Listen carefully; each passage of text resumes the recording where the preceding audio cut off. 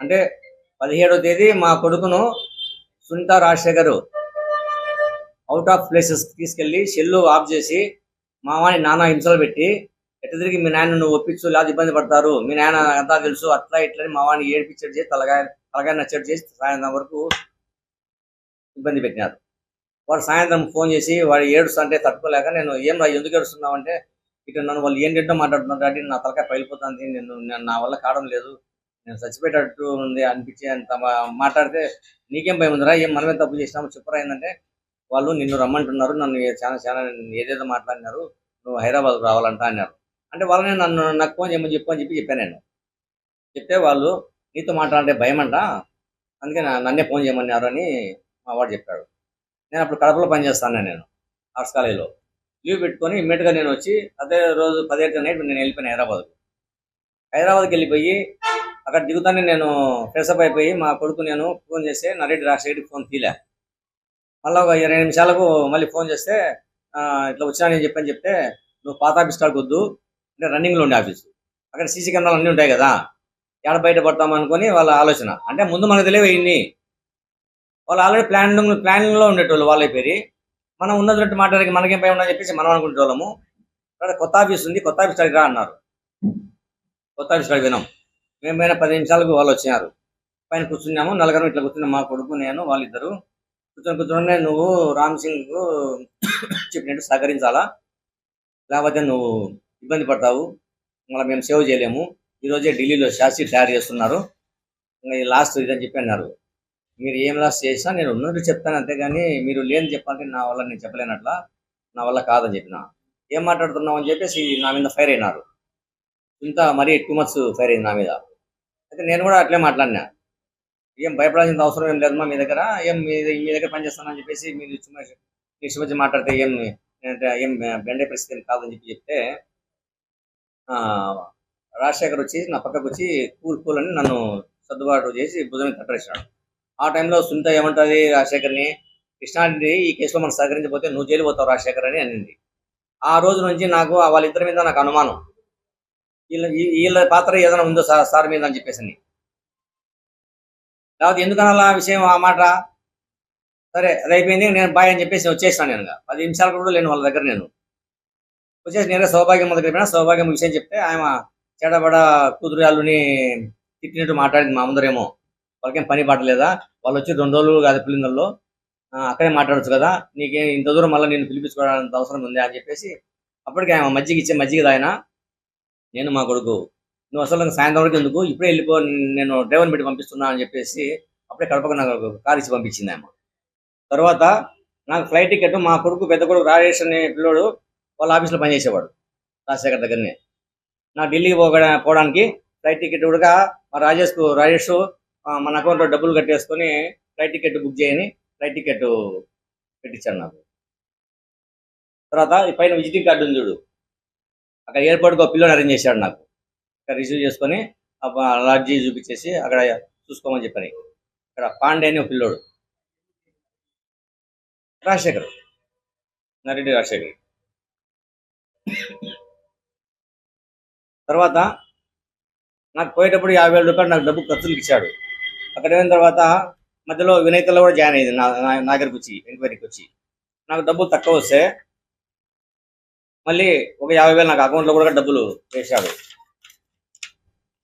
Online కూడా కొట్టినా చూడండి, ఇది బ్యాంక్ స్టేట్మెంట్. అంటే మంచిగా నేను చేస్తా అన్నట్టుంది, అక్కడ మీరు మీ పని మీరు కాండి అన్నట్టుంది ఇది కథంతా. సరే అయిపోయింది. అక్కడ నన్ను బరగొడు బాధినారు, అన్ని చేసినారు, 3rd degree ఉపయోగించినారు. ఆ గోడంతా రాజశేఖర్కి చెప్పుకున్నాము, శుభ్రగారికి చెప్పుకున్నాము, సౌభాగ్యంకి చెప్పుకున్నాము. ఎన్ఆర్ఐ నా ఫ్రెండ్ గుంటూరులో నాయుడు ఉంటే ఆయన కూడా చెప్పాను నేను, కానీ ఎవరి నుంచి ఎలాంటి స్పందన లేదు. 4 రోజులు బరాయించిన అక్కడ బరాయించి లాస్ట్ ఎట్టకేలకు 31 మార్చి 31 నెల రోజులు పంపించారు అక్కడి నుంచి నన్ను. ఆ రిటర్న్ టికెట్ కూడా నరెడ్డి రాజశేఖర్ రెడ్డి నాకు ఫ్లైట్ టికెట్ బుక్ చేసి ఢిల్లీ టు బెంగళూరు బుక్ చేసి వాళ్ళ ఇన్నోవా కారును, మా సారు వాడే కారు ఇన్నోవా కారు, అక్కడికి నా కోసం పంపించాడు. పంపించి ఆ కారులో మేము వచ్చేసినాం.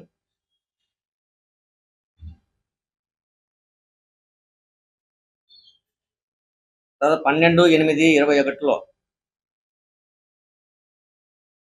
Pulivendula guest house suite number 4లో రామ్ సింగ్ సారు అక్కడ విచారించిన మధ్యలో నువ్వు అవినాష్ పేరు, భాస్కర్ రెడ్డి పేరు, శంకర్ పేర్లు చెప్తావా లేదా అని చెప్పి ఇందులో ఇన్వాల్వ్ అయినట్టు చెప్పు అని చెప్పి నన్ను పెద్దలు పెట్టని చెప్పకపోతే నన్ను కట్టె తీసుకొని కొడితే నేను అరుస్తాను కేకలేస్తా అంటే బయట సురేంద్రనాథ్ రెడ్డి కూడా ఇంటున్నాడు. ఈసీ సురేంద్రనాథ్ రెడ్డి ఈ పొద్దు దానికి సాక్ష్యాలు లేవు అని చెప్పి పేపర్లో రాస్తారు ఈ జ్యోతివార్లు.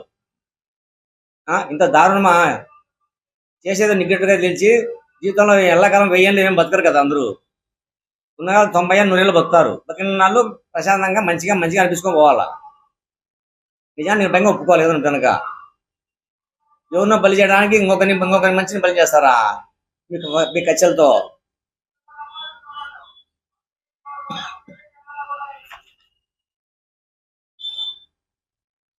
నేను ఇవన్నీ బాగా తట్టుకోలేక పోలీస్ స్టేషన్లో నేను కంప్లైంట్ చేస్తే దానికి ఎలాంటి రెస్పాండ్ లేదు. నాకు కూడా ఎవరు చెప్పుకోవాలా? నా లాస్ట్కు కడప ఎస్పీ గారికి నేను 13/12/2021లో మళ్ళీ ఆయనకు ఒక కంప్లైంట్ లెటర్ ఇచ్చినాడు. ఆయన కూడా ఏం లేదు, ఆ ఎస్పీ గారు కూడా. సరే ఇంకేం చేయాలని చెప్పేసి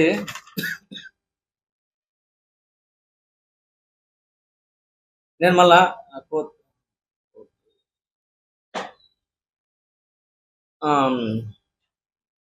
పులివెందులకు వచ్చి మళ్ళీ నేను పులివెందుల కోర్టులో కంప్లైంట్ చేయాల్సి వచ్చింది.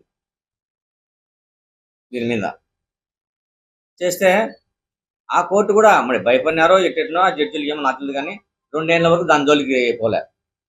2 ఏళ్ళ తర్వాత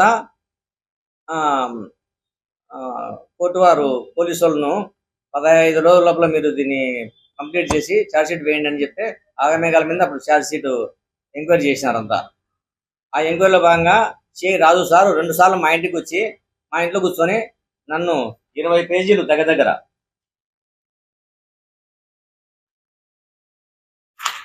20 పేజీల స్టేట్మెంట్ నాతో తయారు చేయించినాడు. ఈ పొద్దు పేపర్లో ఏం రాసినారు? దీనికి సాక్ష్యాలే లేవు, మేము డ్రైవర్ని పెట్టి పంపలేదు, సీసీ ఫుటేజ్లే లేవు, మేము కలిసనే లేదు సునీత రాజశేఖర్ అని. లొకేషన్ దిగండి తెలుస్తుంది మీకు ధైర్యం ఉంటే కనుక తీసి చెప్పండి. మేము అందరం కలిసినామా లేదా మేము నలుగురం ఒకసాటని. డ్రైవర్ని పంపించినా లేదా డ్రైవర్ నెంబర్ నాది, లొకేషన్ పెట్టండి, డేటా తీయండి. ఊరిక పేపర్లో రాయించుకుంటూ సరిపోతుంది అన్ని.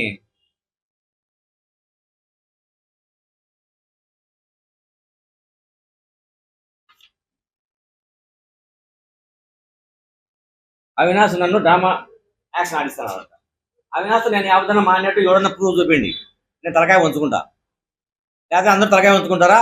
ఇప్పుడు చూపించలేకపోతే కనుక నేను సార్ చనిపోయిన రోజు రిసీవ్ చేసుకునేటప్పుడు ఏడ్చుకుంటా లోపలికి వెళ్ళిపోయింది తప్ప ఈ పొద్దుటి వరకు నేను ఎప్పుడు మాట్లాడినట్టు ఎవడే ప్రూఫ్ చూపించండి. ఈ పిల్లషాట్ల పేపర్లు ఇష్టం వచ్చినట్టు రాయడానికి ప్రూఫ్ చూసి మాట్లాడితే రాయలేదని రాశానక. రాజు సారు మా ఇంటికి వచ్చి 2 సార్లు వచ్చి ఎంక్వైరీ చేస్తే ఈ కేసును రాజేశ్వర రెడ్డి చేసినాడు, కాంగ్రెస్ నాయుడు చేసినాడు, వాళ్ళకి ఏం సంబంధము? చేసింది రాజు సార్ అయితే కనుక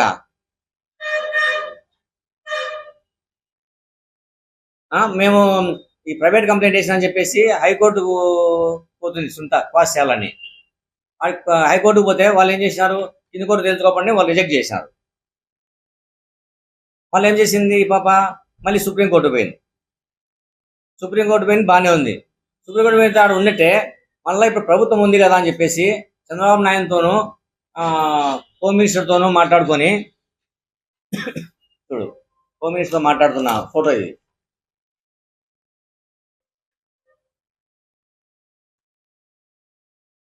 చంద్రబాబు నాయుడుతో కలిసిన ఫోటో ఇది. అట్లనే ఈ కేసు కొట్టేయించుకోవాలా మేము అని చెప్పేసి ప్రాధాయపడుతూ కాళ్ళ పట్టుకొని ఏలాడుతున్నారు.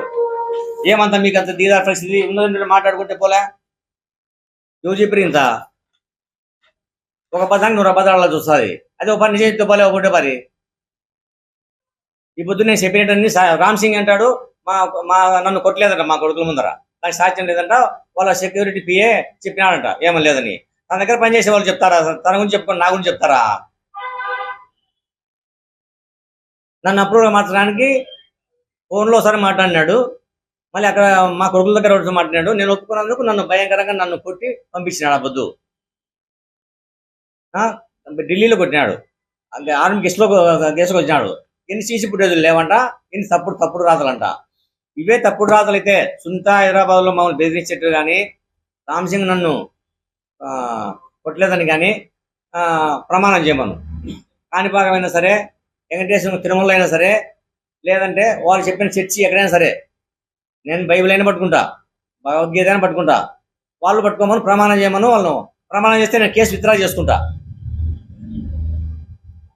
నన్ను బెదిరించలేదు, కొట్టలేదంటే కనుక. లేదంటే నేను ప్రమాణం చేస్తా, ఎక్కడికైనా సరే, ఎప్పుడైనా సరే, ఏ డేట్ అయినా సరే, ఏ రోజైనా సరే.